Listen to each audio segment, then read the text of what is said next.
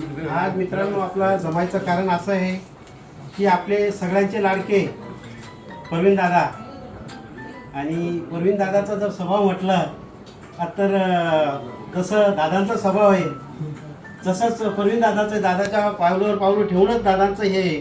आणि दादाकडे कोणी जरी गेलं, सामान्य माणूस जरी गेलं तर त्याला न्यायच भेटतो.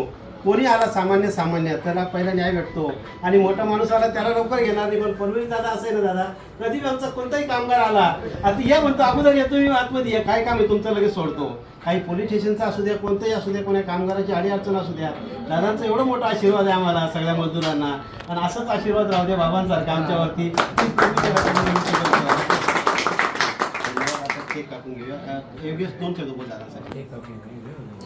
संघाच्या महाराष्ट्रामधील संघटनेतर्फे आज आपण प्रवीण यांचा वाढदिवस आपण साजरा करतोय.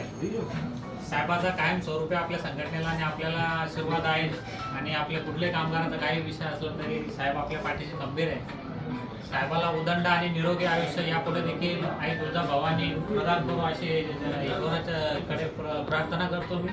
तुम्हाला वाढदिवसाच्या संघटनेतर्फे माझ्या परिवारातर्फे खूप खूप शुभेच्छा.